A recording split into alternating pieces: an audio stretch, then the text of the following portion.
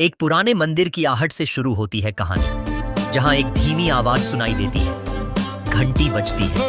मंदिर की प्राचीन दीवारें और लकड़ी का पुराना दरवाजा गूंजते हैं जब मुंबई की बारिश में भीगी सड़कें अपनी बेचैनी निखारती हैं। ये सुनसान गलियां, फटे पोस्टर और बंद बाजार एक अनकही दास्तान की ओर इशारा करती हैं। तभी एक गोली की गूंज कानों में गूंजती है।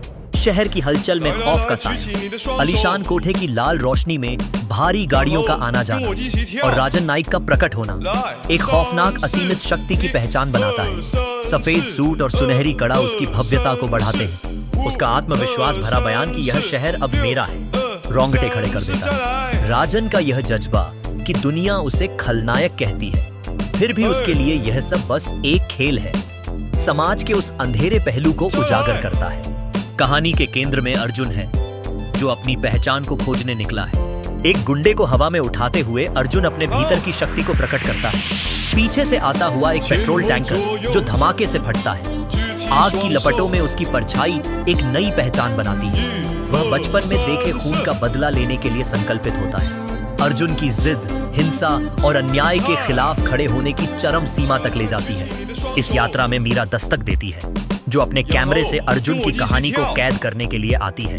मीरा, जिसने अर्जुन की आंखों में एक अलग रोशनी देखी, एक कहानी को लिखने के लिए तैयार है। दोनों के बीच का रिश्ता जैसे जैसे विकसित होता है, अर्जुन के चेहरे पर छाया दर्द और संघर्ष की कहानी बयां करता है। आखिरकार जब राजन नाइक के सिंहासन में अरुंधति के रूप में अर्जुन हिम्मत से खड़ा होता है, तब एक निर्णायक मुठभेड़ का समय आता है। इस बीच जिस विश्वास ने गणित के समीकरण को गलती की, उसी तरह राघव का धोखा और राजन से उसकी वफादारी का खुलासा होता है। बातों का अर्थ और वफादारी की सीमाएं टूट जाती हैं। अंधेरा गोदाम, जहां राजन और अर्जुन का आमना सामना होता है, अंततः यह साबित करता है कि इस शहर का असली गैंगस्टर कौन है। अर्जुन की पहचान अब उसकी स्थायी छवि में बदल जाती है, जो अग्नि की लपटों में से उभरकर न्याय की एक नई परिभाषा स्थापित करता है।